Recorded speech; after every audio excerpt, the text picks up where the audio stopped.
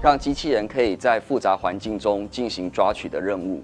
那我们又把研究想得再远一点，希望机器人可以在各种各类型复杂堆叠的环境中，藉由一些 AI 所开发的辨识以及抓取技术，把堆叠在下面只有部分露出的物件可以顺利的抓起来，让领域再往前走一步。本研究主要致力于在 AI 视觉影像抓取的一个领域上面。那在研究当中，主要是借由多功能夹爪跟视觉感测的一个 AI 技术，然后达成了这一篇研究的一个成果。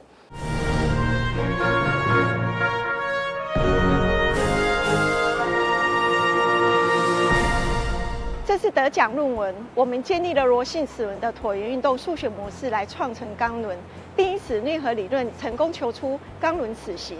以这次论文研究来说，我们先利用 Vericar NC 模拟软体模拟强力刮齿加工钢轮，分析加工齿形误差在4条内，这样我们就可以验证 N 型程式的正确性了。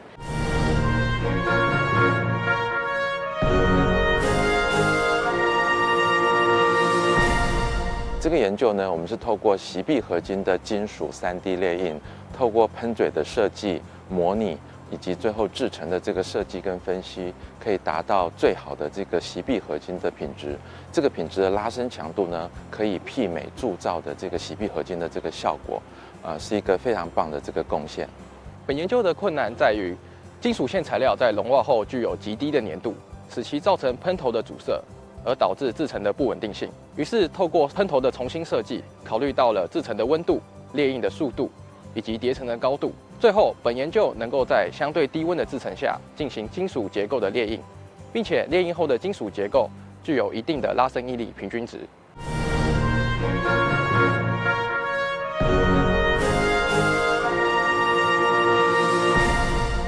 那宜平跟我在这个论文一直想要探讨这样子难以量测的参数到底怎么样去评估它的实际数值，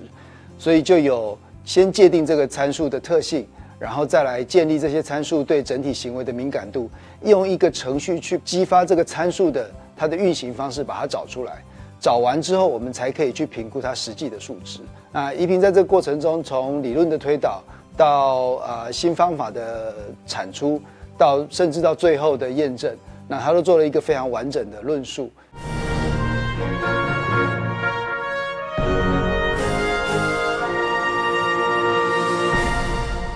主动隔震系统主要包含3项关键技术，包含了感测器的设计技术、制动器的设计技术以及控制器的设计技术。而高国义同学的研究主要是针对控制器进行深入的研究与探讨。这一套技术的部分可以消除来自于环境中的一个杂讯干扰，可以大幅度的抑制我们来自于地板以及平台上的一个震动干扰。以实验结果来说的话，我们的隔震性能可以从 VCA 环境的一个震动等级降到纳米级尺度所要求的一个 VCG 等级的一个震动标准。